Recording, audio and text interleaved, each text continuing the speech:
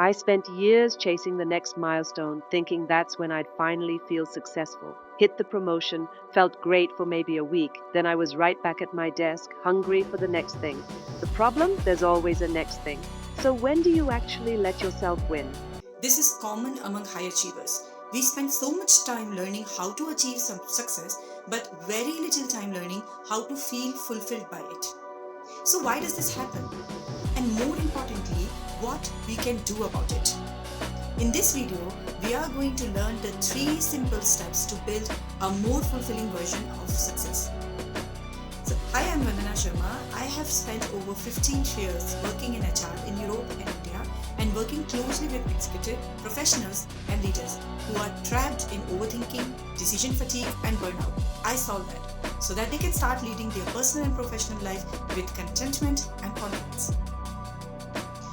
So, if you are someone who feels exhausted, wondering why the big wins you thought would bring happiness don't feel the way you expected, or why you still feel empty, let's dive into it.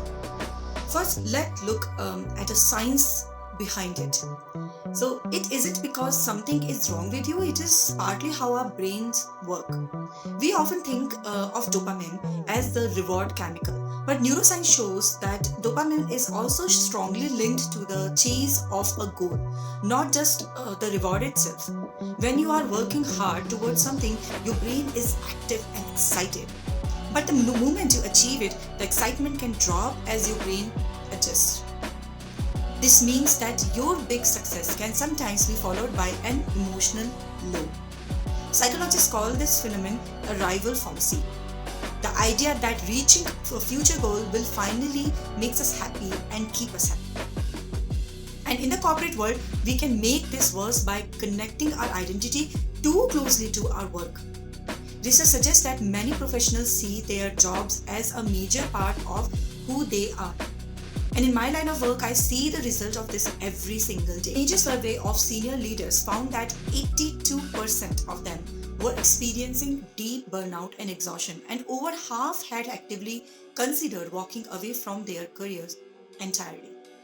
So, when you start to see yourself mainly through your job title, stopping to rest or being still can feel uncomfortable. Without the noise of constant work, you are left with yourself, and that can be difficult when you haven't spent much time there. So the question is, how do we fix this? We don't need to throw away our careers or quit our jobs. We need a simple, practical way to rebuild our relationship with success. And here is a simple 3-step framework to help you move from constant pressure to genuine fulfillment. So what is step 1? Step 1 is separate your self-worth from your job title. We often use our job titles to show other people that we are successful. This week, I want you to try a very simple experiment, the no title introduction. So the next time you meet someone new, try to have a conversation without mentioning your job, your company, or your industry. You may feel uncomfortable at first, but it gives you a chance to reconnect with who you are outside of your work, your values, your interests, and personality. For example, for me, if someone is asking me, what do you do? I say, the executive professional entrepreneurs often struggle with constant overthinking, chronic mental overload, and burnout. I solve that. Simple, no company, no title, no industry. Just what I love doing and find fulfillment. So ask yourself, who am I when I'm not working? Now let's move to the step 2. Change your daily scoreboard. At the end of each day, instead of asking, what did I achieve today? Ask yourself, what did I learn? Who did I help? And did I spend my time on what actually matters to me? You can even keep these 3 questions on your phone and answer them in just 2 minutes. I know that it sounds philosophical, but it's actually grounded in science.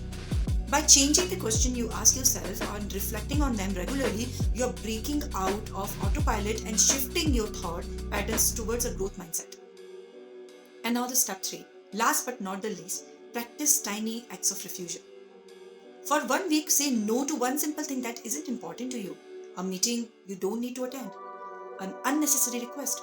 An email that can wait. The point is not to become too much difficult, it is to learn to create boundaries without everything falling apart. So at the end of the day, no promotion, no salary increase, and no fancy title can do the deeper work of making you feel whole inside.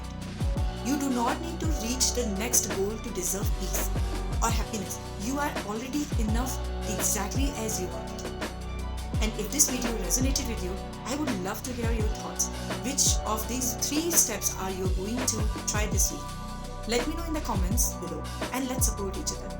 And also don't forget to hit the like button, subscribe to this channel and share this with a friend who might need to hear this today. Thank you so much for your time and I'll see you in the next video.